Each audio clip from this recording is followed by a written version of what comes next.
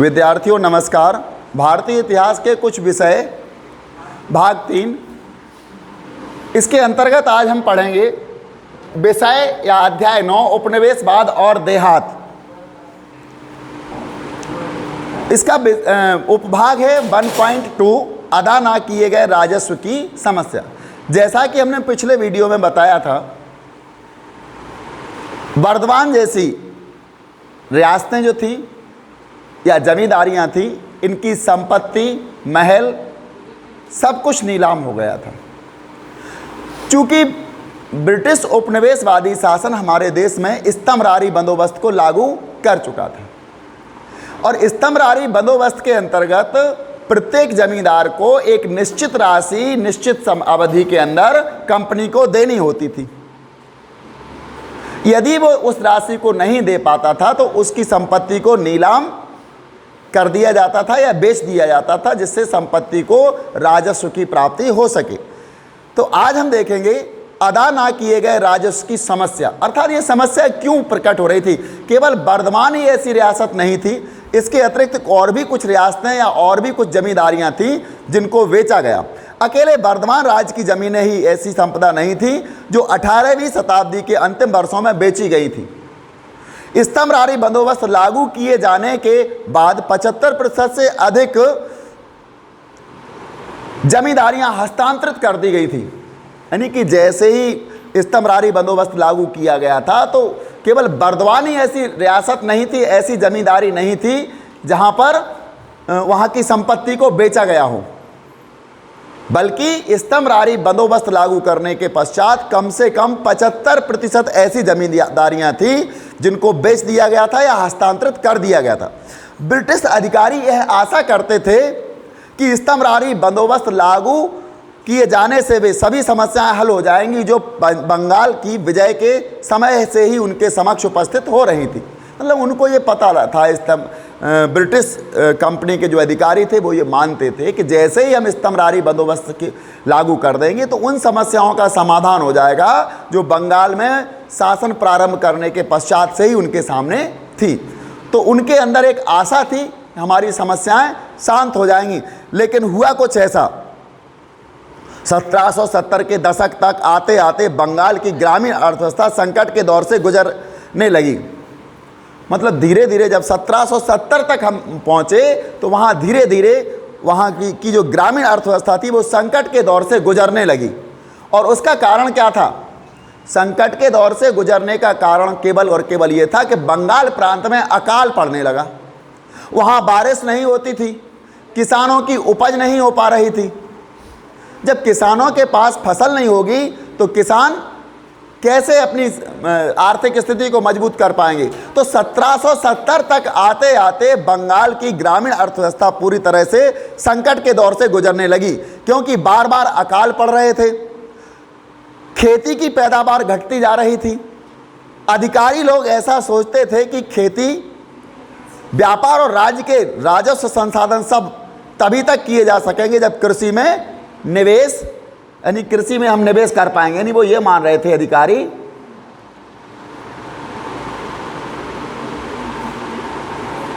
ऐसा सोचते थे वो कि खेती और व्यापार और राजस्व संसाधन तब तक विकसित किए जाएंगे जब तक कि कृषि में निवेश को प्रोत्साहन दिया जाएगा। मतलब इस प्रकार की हम नीतियां लेके आएंगे जिससे कृषि के निवेश में प्रोत्साहन हो सके।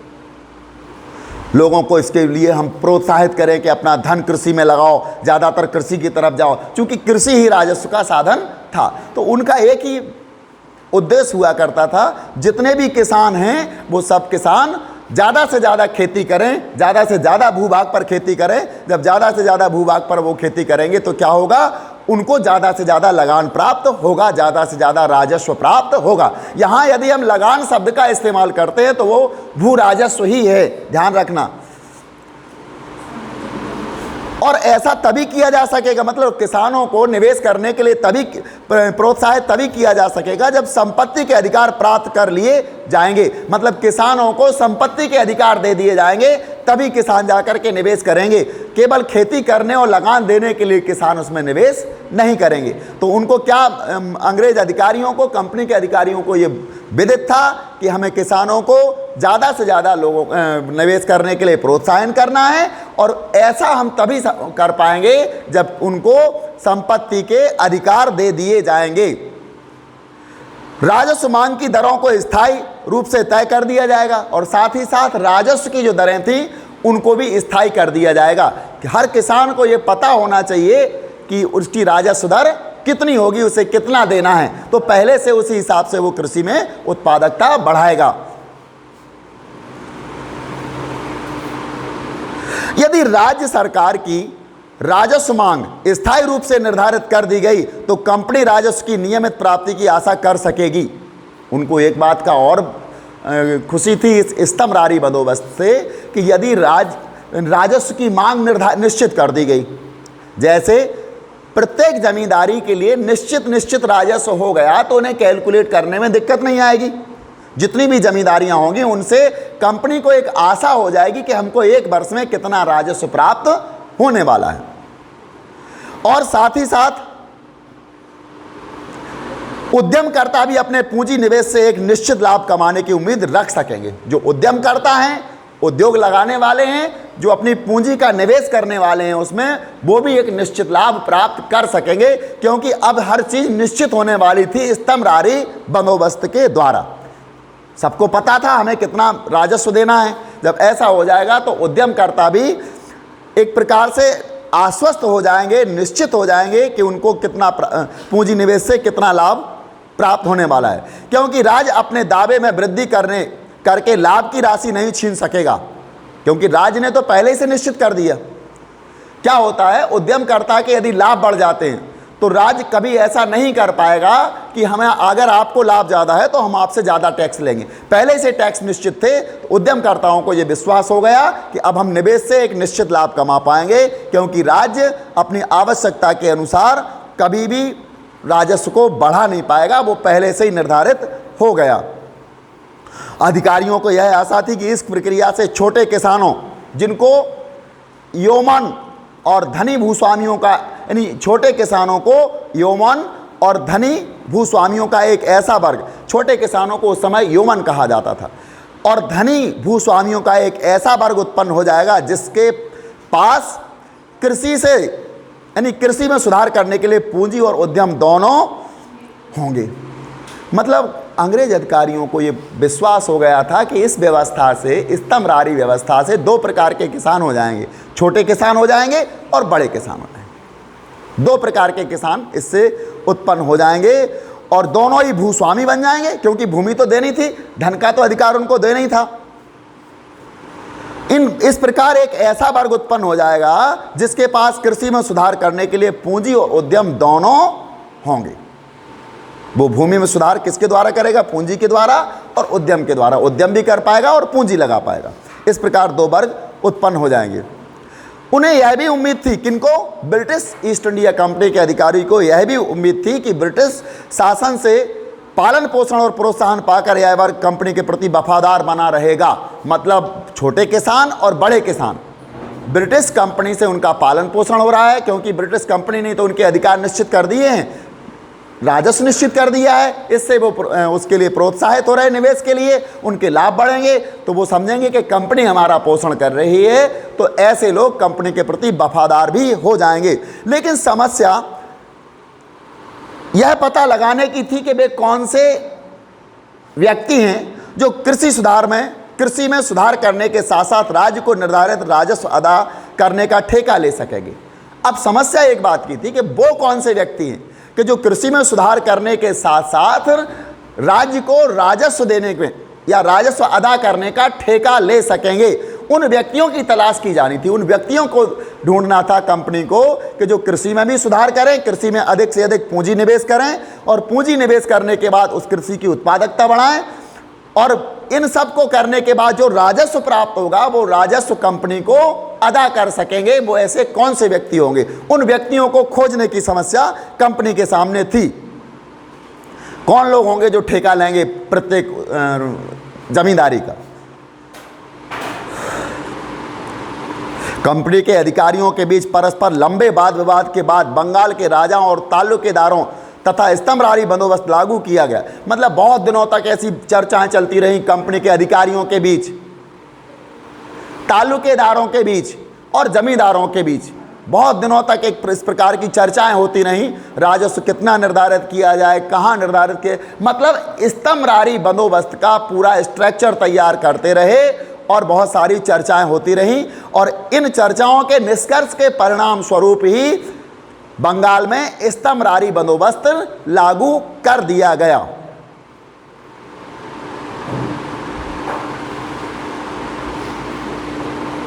अब उन्हें जमींदारों के रूप में वर्गीकृत किया गया। अब क्या कर दिया, जो वहां के तालुकेदार थे या वहां के और लोग जो थे, उन लोगों को राजा थे बंगाल के, जो छोटे छोटे राजा थे, कुछ तालुकेदार थे, अब उनको क्या बना दिया, जमींदार बना दिए गए। जमींदार के रूप में वर्गीकृत उनको कर दिया गया और उन्हें सदा के लिए एक निर्धारित राजस्व की मांग को अदा करना था। अब उनको क्या करना था, पहले राजा और तालुकेदारों को क्या बना दिया, जमींदार बना दिया। और अब उनको क्या करना था, जो राजस्व निर्धारित राजस्व था उसकी मांग को अदा करना था। कंपनी के द्वारा जो जमींदारी उनको जितने राजस्व में दी गई थी, वो राजस्व उनको कंपनी के लिए जमा करना था। वो किस प्रकार किसानों से लगान वसूल करें, उससे उन्हें कोई लेना देना नहीं था कंपनी को तो स्तंभरारी बंदोबस्त के अंतर्गत जमींदार से लगान लेना होता था।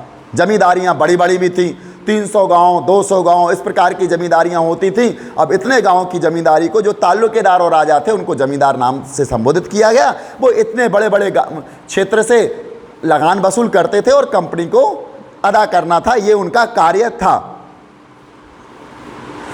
ये राजस्व सदा के लिए निर्धारित हो गया था। और इस परिभाषा के अनुसार जमींदार गांव में भूस्वामी नहीं था। अब जमींदार गांव का भूस्वामी नहीं था। इससे पहले जो व्यवस्था थी उसमें जमींदारी गांव की भूमि का मालिक होता था, वो कभी भी किसी भी किसान को कोई भी भूमि दे देता था। लेकिन जब से ये व्यवस्था लागू की गई, स्तंभरारी बंदोबस्त की जो व्यवस्था लागू की गई, इसमें जमींदार अब गांव की भूमि का भूस्वामी नहीं रहा। जमीनें किसानों को दे दी गई, उनको उसके मालिकाना हक भी दे दिए गए। बल्कि वह राज्य का एक राजस्व समाहर्ता क्या बन गया, वो राजस्व समाहर्ता। राजस्व समाहर्ता का मतलब होता है यानी कर संग्राहक। कर संग्राहक मतलब कर को इकट्ठा करने वाला अधिकारी। एक प्रश्न आता है परीक्षा में,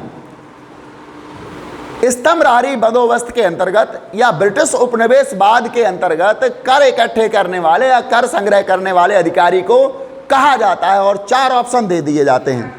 तो उसका आंसर आएगा समाहर्ता। उसके 4 ऑप्शन होते हैं, उसमें से एक ऑप्शन आएगा समाहर्ता। तो आप लोग इस बात को ध्यान रखना। आगे की बात आती है यहां पर, मतलब जमींदार क्या हो गए थे, अब गांव के भूस्वामी नहीं बचे थे, बल्कि क्या रह गए थे, कर राजस्व समाहर्ता यानी कर संग्राहक, कर को इकट्ठे करने वाले रह गए थे और उनको कुछ नहीं रखा गया था। जमींदारों के नीचे अनेक यानी कभी कभी तो 400 गांव होते थे। एक एक जमींदार को 400 गांव दे दिए जाते थे। कंपनी के हिसाब से एक जमींदारी के भीतर आने वाले गांव मिलकर एक राजस्व संपदा का रूप ले लेते थे। कंपनी क्या मानती थी कि एक जमींदारी के अंतर्गत जितने गांव आने हैं, मान लेते कि एक जमींदारी के अंतर्गत 400 या 300 गांव हैं, तो वो कंपनी के लिए एक राजस्व की इकाई मानी जाती थी। राजस्व की इकाई मतलब कर इकट्ठा करने वाली एक इकाई मानी जाती थी। कंपनी के लिए तो वो एक आमदनी का स्रोत थी। तो एक जमींदारी के भीतर आने वाले गांव मिलकर एक राजस्व संपदा का रूप ले लेते थे। कंपनी समस्त संपदा पर कुल मांग निर्धारित करती थी, और कंपनी क्या करती थी, जितनी भी संपदा होती थी इस पर वो कुल मांग निर्धारित करती थी।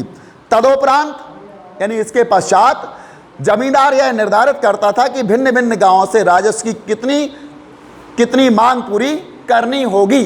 वो जमींदार ये निश्चित कर लेता था किन किन गांवों से कहां से हमें कितनी राजस्व की मांग पूरी करनी होगी। फिर जमींदार उन गांवों से निर्धारित राजस्व राशि इकट्ठी करता था। अब जमींदार क्या करेगा, पहले जमींदार को बना दिया गया 400 गांव का, 300 गांव का एक जमींदार बना दिया गया। अब वो जमींदार को क्या है, उसको ये पता था कि कर की राशि कितनी है, वो हमें अदा करनी है, निश्चित राशि हुआ करती थी।